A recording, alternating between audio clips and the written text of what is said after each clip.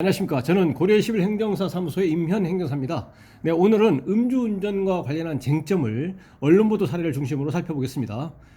네, 제목은 운전 종료 6분 뒤 혈중 알코올 농도 0.031% 처벌 기준치 넘었는데 무죄라는 제목으로 되어 있고요.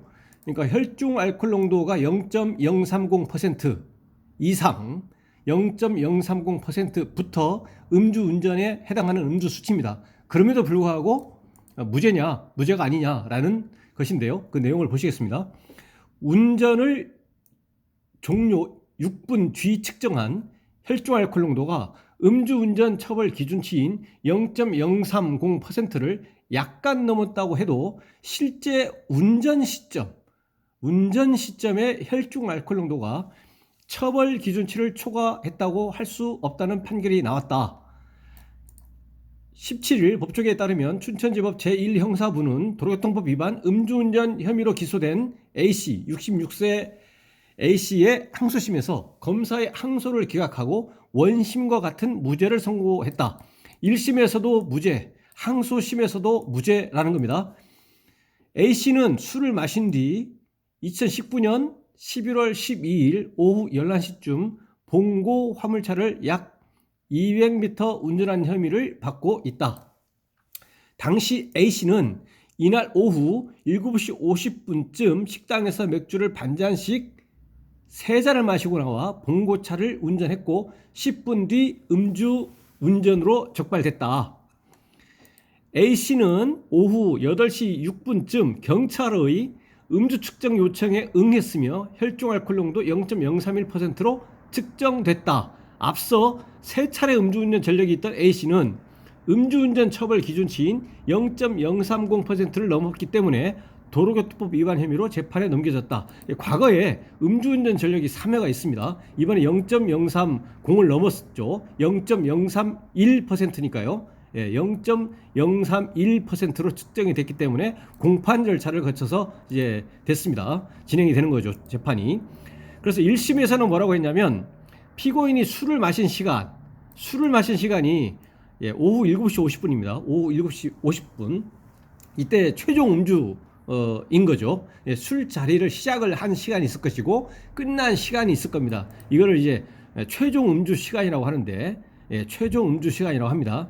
이 술 자리가 끝난 최종 음주 시각과 음주운전으로 단속된 시점까지는 10분의 간격이 있다는 얘기입니다. 그러니까 술자리를 끝난 시간이 7시 50분, 다음에 출발을 하고 음주한 채로 출발하다가 경찰에 딱 단속된 시점이 8시 정각. 그러니까 10분의 간격이 있고, 또 음주 측정은 8시 6분에 이루어졌습니다. 단속이 딱 되고 나서 이제 8시 6분에 실제 측정이 딱 나왔다는 얘기죠. 그래서 최종 음주 시간으로부터 이 단속될 때까지는 10분의 간격이 있고 단속이 되고 나서 측정할 때까지는 6분의 간격이 있어가지고 6분의 간격이 있는 거죠. 6분의 간격이 있어서 최종 음주 시간으로부터 7시 50분부터 음주 측정할 때까지 8시 6분이기 때문에 약 16분이 경과했습니다. 이거는 여기서 16분의 시간적 간격이 있어 운전 당시 혈중 알코올 농도가 상승기에 있었을 가능성이 매우 크다고 밝혔다라고 되어 있는데요. 이것은 뭐 다른 영상에서 뭐 계속 이제 말씀을 드렸듯이 최종 음주 시간으로부터 30에서 90분, 최대 90분까지는 혈중 알코올 농도가 계속 상승합니다. 상승을 하고 90분부터 이제 하강을 하게 됩니다. 90분이 경과하면. 그래서 이때는 최종 음주 시간으로부터 90분 이내에 있기 때문에 16분이니까요. 전부 다 상승기에 있는 거죠. 그러니까 음주 측정된 것은 8시 6분에 0.031% 측정이 됐는데 8시 6분에 측정된 음주 수치가 음주운전 당시의 음주 수치는 아니죠. 왜냐?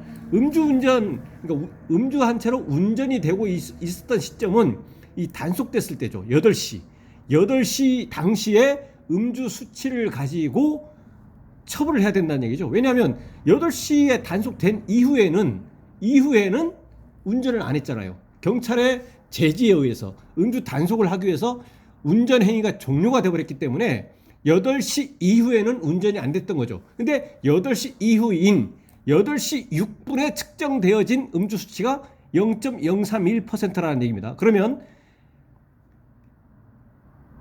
당시에 혈중 알코올 농도가 상승기에 있었기 때문에 이 단속된 시점인 8시부터 측정된 시점인 8시 6분까지 이 6분이라고 하는 시간, 이 6분이라고 하는 시간 동안에 대해서는 위드마크 공식을 적용해서 그걸 빼어줘야 된다는 얘기입니다. 제가 다른 영상에서 이제 다 자세하게 말씀드렸습니다. 빼줘야 됩니다.